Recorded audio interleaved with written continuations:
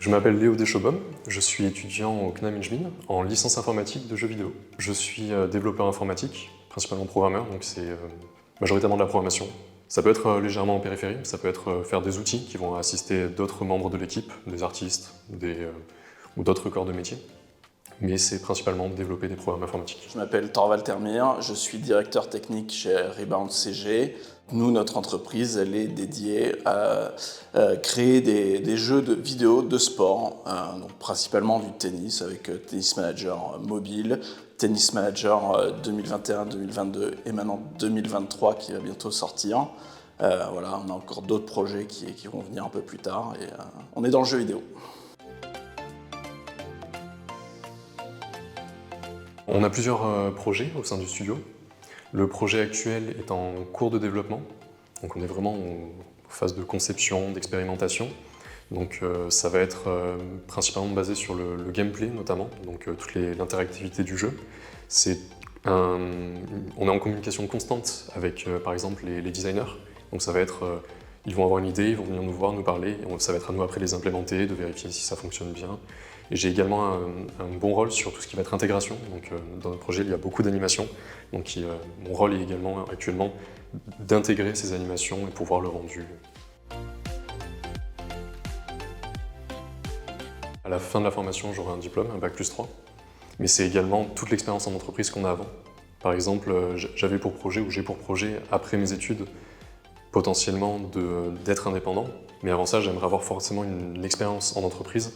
Et j'ai vu en fait que c'était potentiellement l'occasion d'avoir cette expérience le plus tôt possible et de me former directement auprès des professionnels finalement, et de personnes qui connaissent le métier. Pour moi, c'est aider à la formation de l'étudiant. Quand un étudiant débute, il n'a pas forcément toutes les connaissances. Donc c'est l'aider au début et aussi c'est constamment parce que les étudiants ont besoin de quelqu'un à côté d'eux pour pouvoir se développer et prendre en main les choses qu'on peut demander à des seniors.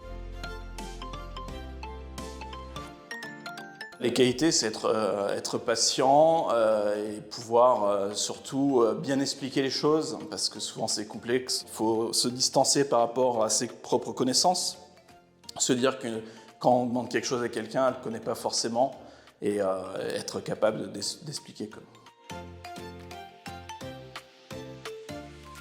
C'est pas la première fois qu'on recrute en apprentissage, on est au deuxième apprenti. Pourquoi prendre des apprentis? Tout simplement, c'est mieux que prendre un stagiaire. Former quelqu'un sur un projet existant, ça peut prendre beaucoup de temps. Et du coup, le temps qu'on passe à former la personne, si elle s'en va pas longtemps après, c'est perdu, tout le monde perd du temps. Sur un engagement de 3 ans, c'est très bénéfique, à la fois pour nous et à la fois pour l'étudiant. Cette formation est uniquement en apprentissage. Des conseils que j'aurais à donner, s'y prendre à l'avance. C'est assez compliqué de trouver une entreprise. Surtout, il ne faut pas être déçu, il faut se donner les moyens, bien tomber, parce qu'au final, on y passe une majorité de son temps. Donc il faut vraiment qu'on s'y plaise et que ce soit en cohérence, qu'il y ait une synergie avec nos ambitions, nos projets, ce qu'on voit en cours également. C'est super important d'être en phase avec l'entreprise et pouvoir rester. C'est vraiment le plus important. Faire durer et aller trouver la bonne entreprise. Dans un dossier, ça rend forcément mieux de cultiver cette passion.